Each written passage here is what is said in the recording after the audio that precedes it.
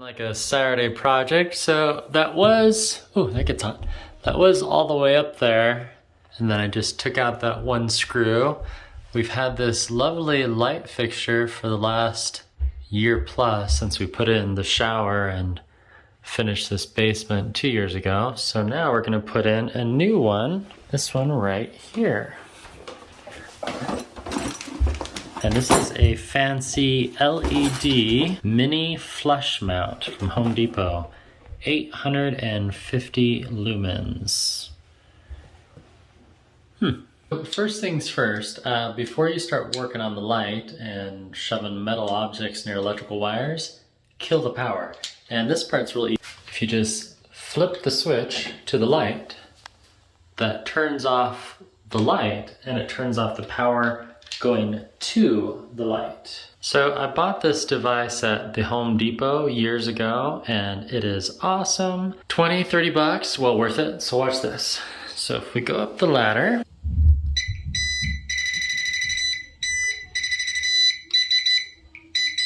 those are hot wires. And if I touch them with my screwdriver, my hair goes curly. And I really don't want curly hair at this point in my life, and I don't want to fall off the ladder. See that? That's good news. Now they're safe to remove. So you just take this one off, like so. And you know what? This is gonna be hard to do with one hand.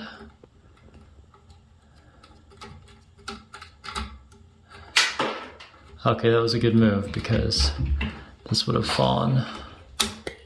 There we go. This is a 50-cent, maybe like $1 light fixture. And we'll carefully put that on the towels. And now we can put our new one on. So the way this works is it comes with a mounting bracket, and then the mounting bracket attaches to that junction box right there. So see those holes? That's for the mounting bracket. So right there, there is the ground cable. And we just tighten that. Next, we grab this device, our light, and we'll connect that to the two cables. So black to black, white to white.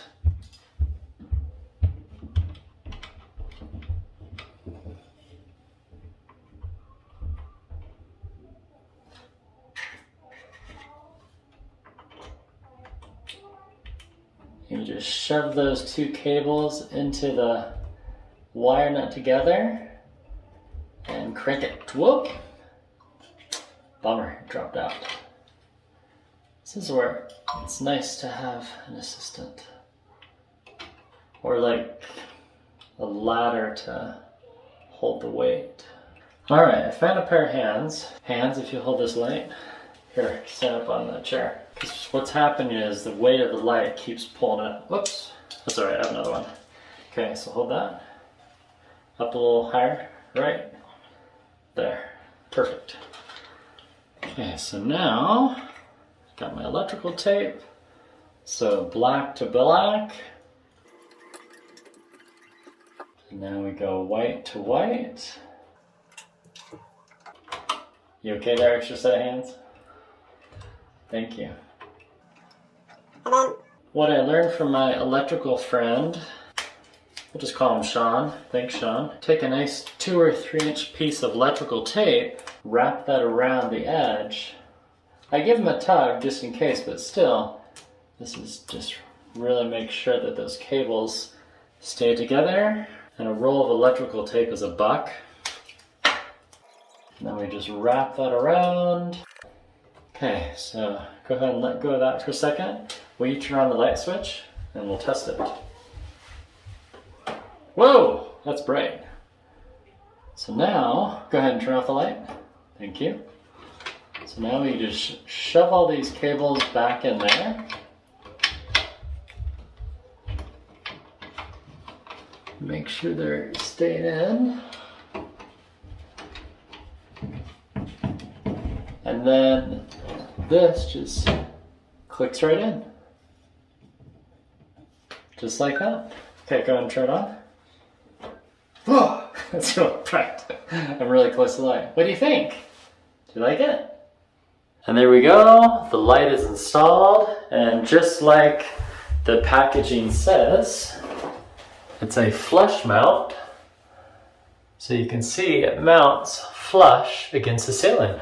And it turns on instantaneously. So now we're in the dark. So just that light alone lights up the bathroom quite nicely.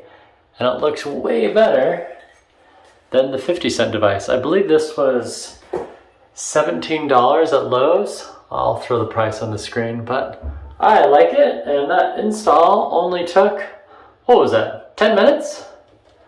Thank you, Progress Lighting, for the mini flush mount. So that is 7.25 inches round. Yeah, I like how flush it is. That looks good. If I don't say so myself, which I just did. And that's all I have for today. Thanks for watching. Just a quick little how-to video, a fast snap-in installation. That was pretty cool.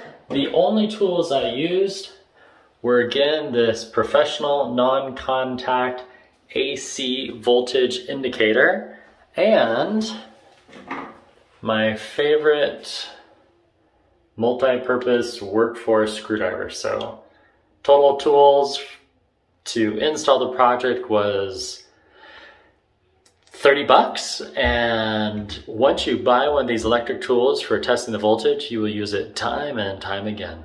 Thanks for watching.